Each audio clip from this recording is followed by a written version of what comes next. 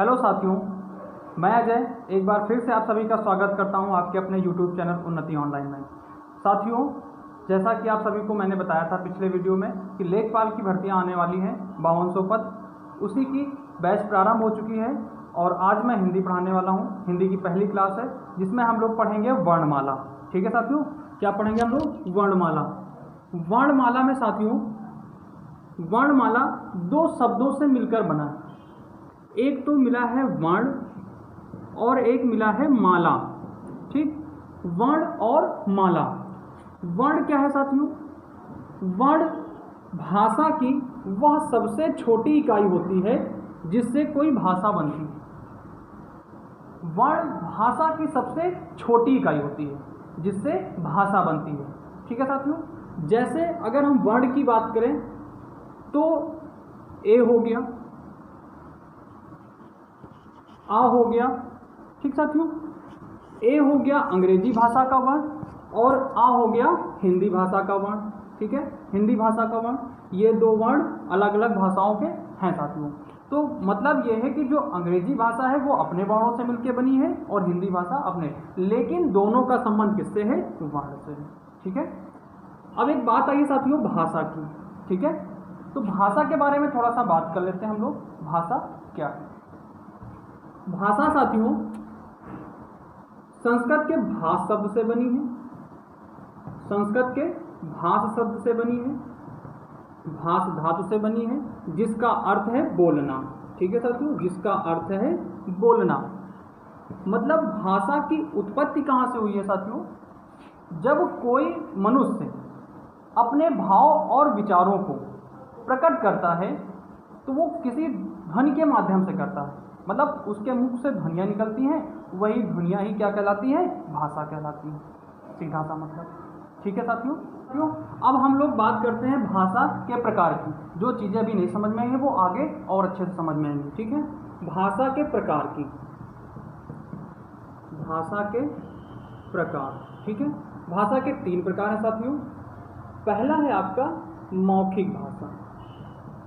कौन सी है? मौखिक भाषा। दूसरी है आपकी लिखित भाषा और तीसरी है सांकेतिक भाषा। सांकेतिक भाषा। ठीक है साथियों, ये 3 भाषाएं आपकी होती हैं। भाषाओं के प्रकार की बात करें, कुछ बुक्स में आपको 2 ही प्रकार के दिए होंगे, एक मौखिक और एक लिखित। लेकिन साथियों अगर देखा जाए तो भाषा के 3 प्रकार होते हैं, सांकेतिक भाषा भी आता है। अब हम लोग बात करते हैं एक एक चीज़ों के बारे में। मौखिक भाषा क्या होती है साथियों? मौखिक भाषा क्या होती है?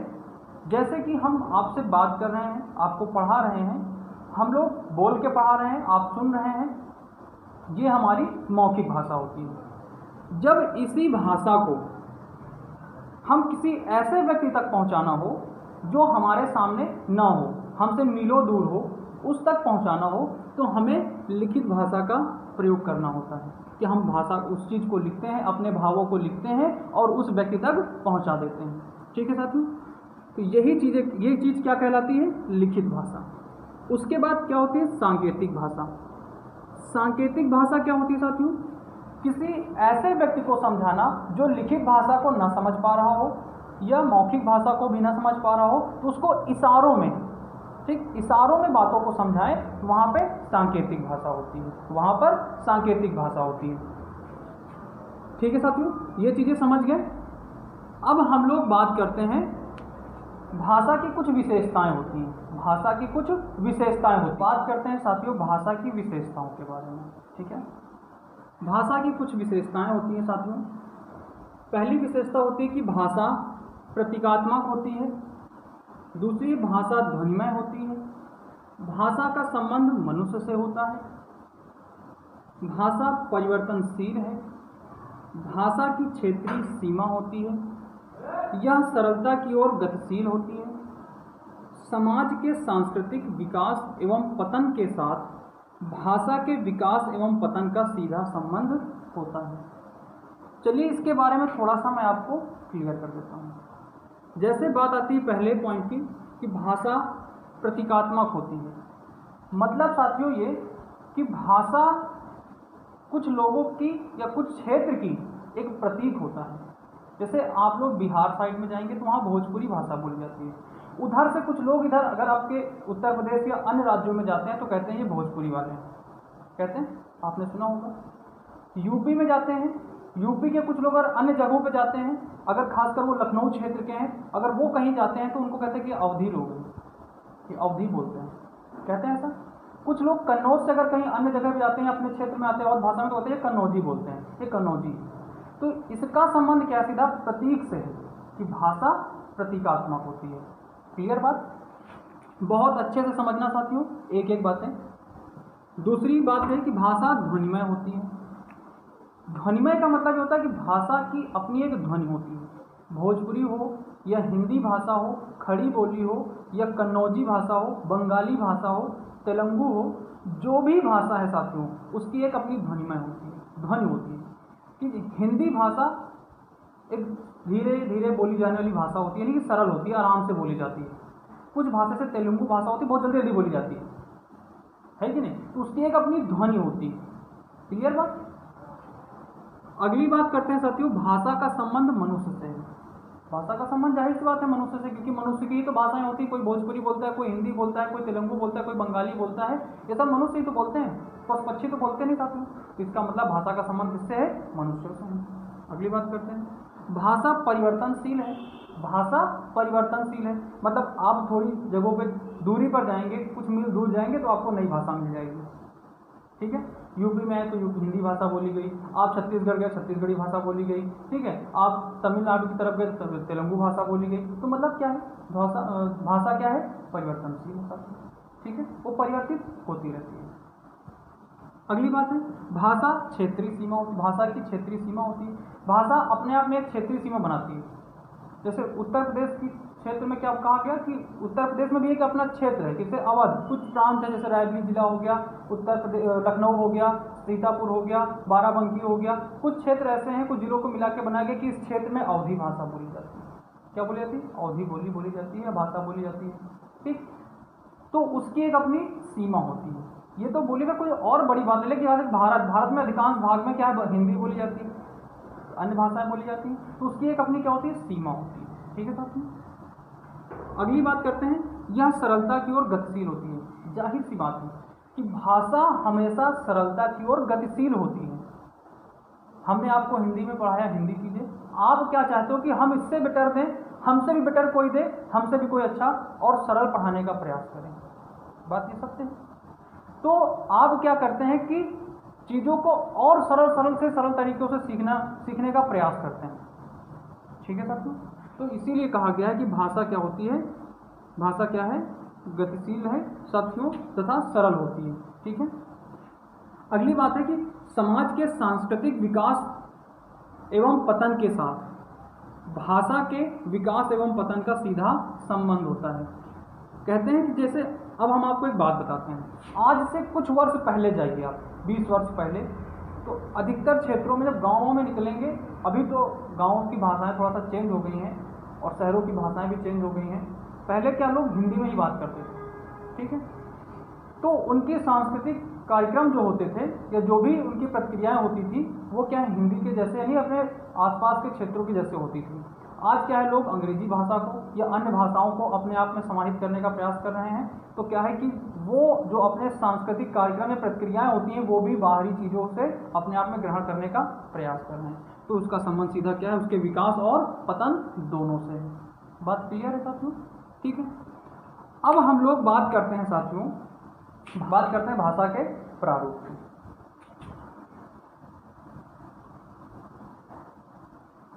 साथियों, भाषा के 3 प्रारूप होते हैं। भाषा के प्रारूप,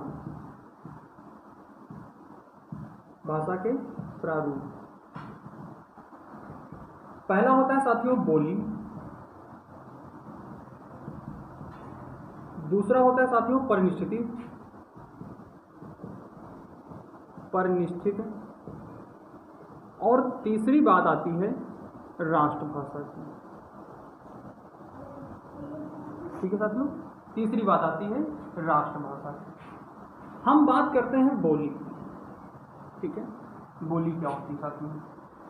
भाषा के जिन रूपों का प्रयोग भाषा के जिन रूपों का प्रयोग जनमानस अपने समाज या अपने घरों में करता है, ठीक है, उसे क्या कहते हैं? बोली कहते हैं।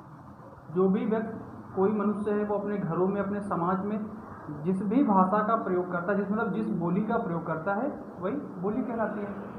भारत में लगभग 650 से अधिक बोलियां बोली जाती हैं पूरे भारत में साथ, ठीक है। अब हम लोग बात करते हैं, अगर जानना चाहते हैं बोली क्या होती है, जैसे खड़ी बोली, बंगाली भाषा, बंगाली बोली, ठीक है, तेलुगु, कन्नौजी, ठीक है, आदि, ये क्या है? बोलियां होती हैं साथ में, ठीक है। अब हम लोग बात करते हैं परिनिष्ठित, ठीक है। अब हम लोग बात करते हैं परिनिष्ठित की। जो भी बोली बोली जाती है जनमानस द्वारा, जब उसको व्याकरण से संगठित कर देते हैं, व्याकरण से श्रृंगारित कर देते हैं साथियों, तब वो क्या हो जाती है? परिनिष्ठित भाषा बन जाती है। वह परिनिष्ठित भाषा बन जाती है। कहने का मतलब ये है, जब किसी बोली को, उस भाषा को जब व्याकरण के साथ में जोड़ दिया जाता है तो वो परिनिष्ठित भाषा बन जाती है, ठीक है। अब उसके बाद बात करते हैं हम लोग राष्ट्रभाषा की। उसके बाद बात करते हैं साथियों राष्ट्रभाषा की। परिनिष्ठित भाषा में साथियों जैसे खड़ी बोली, आज से 100-200 साल पहले, 200 साल पहले खड़ी बोली, हिंदी की खड़ी बोली भी क्या थी? एक बोली ही थी, लेकिन जब उसको हिंदी से संगठित किया गया तो वो परिनिष्ठित भाषा बन गई। क्या बन गई? परिनिष्ठित भाषा बन गई। अब साथियों हम लोग बात करते हैं राष्ट्रभाषा की, ठीक है, इसको इधर लिख लेते हैं, राष्ट्रभाषा। राष्ट्रभाषा क्या होती है? किसी भी देश की परिनिष्ठित भाषा, किसी भी देश की परिनिष्ठित भाषा जब व्यापक रूप में बहुसंख्यक उसको बोलते हैं, बोलने लग जाते हैं, उसको ग्रहण कर लेते हैं, तो वो राजनीतिक और सामाजिक शक्तियों के कारण उसको राष्ट्रभाषा घोषित कर देते हैं। क्या कर देते हैं? राष्ट्रभाषा घोषित कर देते हैं, ठीक है साथियों। जब कोई भाषा परिनिष्ठित भाषा, जब पहले कोई बोली होती है, उस बोली में जब व्याकरण को समाहित किया जाता है तो वो परिनिष्ठित भाषा बन जाती है। उस परिनिष्ठित भाषा को जब बहुसंख्यक लोग बोलने लगते हैं, एक क्षेत्र में या उस प्रांत में जब बहुत सारे लोग बोलने लगते हैं, तो उसमें सामाजिक और राजनीतिक शक्तियाँ मिलके उसको क्या कर देती हैं? राष्ट्रभाषा के रूप में घोषित कर देती हैं। जैसे आपकी राष्ट्रभाषा क्या है? हिंदी है, ठीक है साथियों। राष्ट्रभाषा और राजभाषा क्या है? हिंदी है। क्लियर बात? अब साथियों हम लोग थोड़ा आगे बढ़ते हैं। अब बात करते हैं हिंदी भाषा का थोड़ा सा संक्षिप्त इतिहास जान लेते हैं, परिचय जान लेते हैं, ठीक है। हिंदी भाषा का छोटा सा परिचय। तो बात करते हैं हिंदी भाषा के संक्षिप्त परिचय की।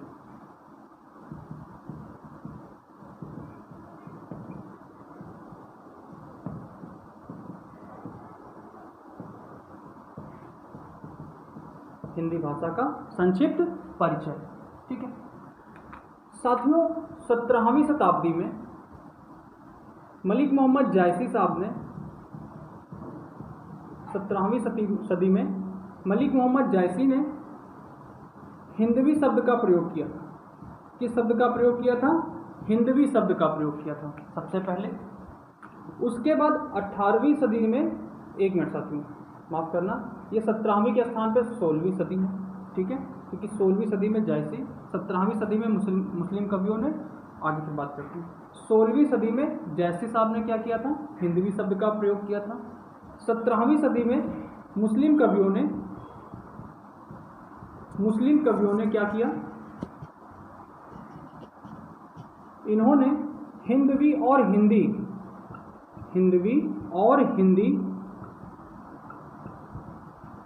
दोनों शब्दों का प्रयोग किया।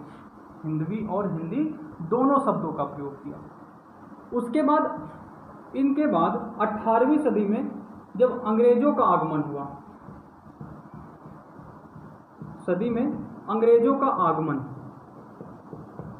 अंग्रेजों का जब आगमन हुआ, इन्होंने हिंदुस्तानी नाम दिया।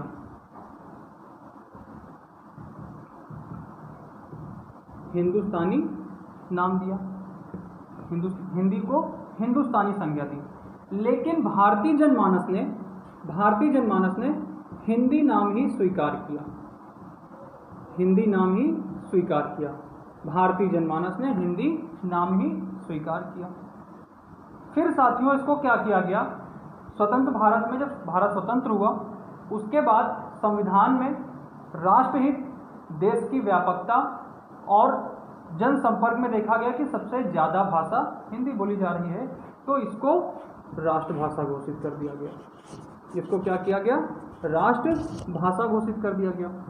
उसके बाद साथियों राष्ट्रभाषा घोषित करने के साथ साथ हिंदी की जो लिपि मानी गई उसको देवनागरी घोषित किया गया। हिंदी की लिपि क्या मानी गई, देवनागरी। ठीक है साथियों, देवनागरी मानी गई। अब हम लोग थोड़ी सी बात कर लेते हैं लिपि क्या होती है, फिर उसके बाद बात करेंगे देवनागरी पे। ठीक है साथियों, लिपि का मतलब होता है साथियों, एक साधारण भाषा में मैं आपको बताऊं तो लिपि का मतलब होता है, ला से हो गया लिखना और पा से हो गया पढ़ना। ठीक है, लिखना और पढ़ना, मतलब जो चीज़ें हम लिखते पढ़ते हैं उसी को लिपि कहते हैं।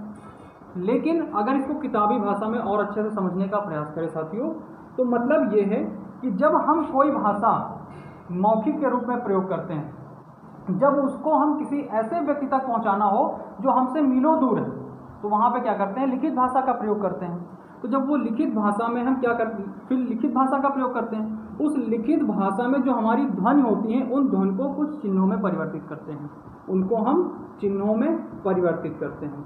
तो वही जो ध्वनि चिन्ह होते हैं उसी को क्या कहते हैं, लिपि कहते हैं।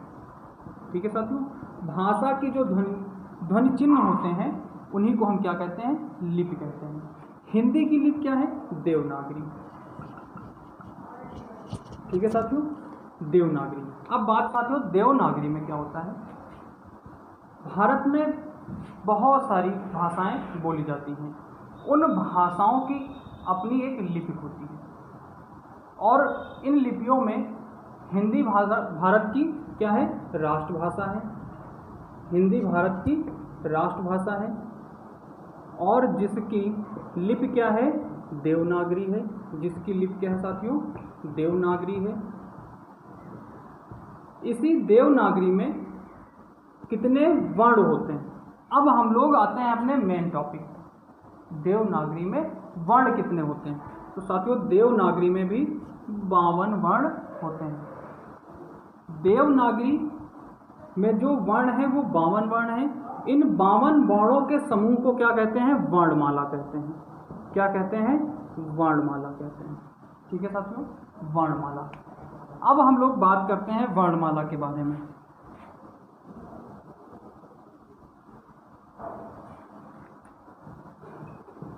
वर्णमाला में साथियों वर्ण और माला हमने बताया था 2 शब्द मिलकर बने हैं। वर्ण भाषा की सबसे छोटी इकाई होती है। ठीक है, अगर इससे भी छोटी कोई इकाई होती है साथियों तो वह होती है ध्वनि। ठीक है, ध्वनि, क्योंकि ध्वनि से बने हैं चिन्ह और चिन्हों से बने हैं वर्ण। ठीक है, तो वर्ण सबसे छोटी इकाई हो गई। अब इन वर्णों को जब बहुत सारे वर्णों को मिलाया जाता है, यानी कई वर्णों को मिलाया जाता है, तो वो क्या बन जाता है, एक माला बन जाती है। जब उसको एक सार्थक क्रम में या एक जगह पे माला के जैसे प्रयोग जाता है तो वो माला बन जाती है। बात करते हैं वर्ण। वर्ण साथियों 2 प्रकार के होते हैं। हिंदी के वर्ण 2 प्रकार के होते हैं। हिंदी वर्ण 2 प्रकार के होते हैं साथियों। एक होता है स्वर और एक होता है व्यंजन। ठीक है, एक होता है स्वर और एक होता है व्यंजन। स्वर में कितने वर्ण होते हैं साथियों, तो 11। हिंदी स्वर में कितने होते हैं, 11। और व्यंजनों की संख्या कितनी है साथियों, तो वो मूल व्यंजनों की संख्या 33 है। ठीक है, इनकी संख्या कितनी है, 33 है। ठीक है साथियों, तो आज के लिए हम लोग इतना ही रखते हैं। कल के वीडियो में हम लोग पूरा वर्णमाला पढ़ेंगे। अब इसमें पढ़ेंगे क्या क्या, हम लोग एक बार थोड़ा सा संक्षेप में जान लेते हैं। हम लोग अगले वीडियो में पढ़ेंगे वर्णमाला, स्वर और व्यंजन, स्वर के बारे में पूरा इतिहास, स्वर का उच्चारण क्या है, स्वर की उत्पत्ति क्या हुई, स्वर की बनावट क्या है, ये सब चीज़ों के बारे में, और उसी के साथ व्यंजन पढ़ेंगे। फिर आगे साथियों हमें पढ़ना है सघोष और अघोष पढ़ना है, अल्प प्राण और महाप्राण पढ़ना है, फिर हम लोग आगे शब्द में चलेंगे। ठीक है साथियों, तो हम लोग अगले वीडियो में शुरुआत करेंगे वर्णमाला से। अगर वीडियो पसंद आया हो साथियों तो लाइक करिएगा, चैनल को सब्सक्राइब कर लीजिएगा, बेल आइकन दबा दीजिएगा और बेल आइकन पे ऑल पे क्लिक कर दीजिएगा, जिससे आपको हमारे चैनल के अगले नोटिफिकेशन सबसे पहले पहुंचे। ठीक है साथियों, तो आप बने रहिएगा हमारे साथ। आपका बहुत बहुत धन्यवाद प्यार देने के लिए साथियों। हम लोग डेली क्लास देंगे आप सभी को। ठीक है, बस आप लोग मेहनत करिए, हम भी आप सभी के लिए मेहनत करते हैं। ठीक है साथियों।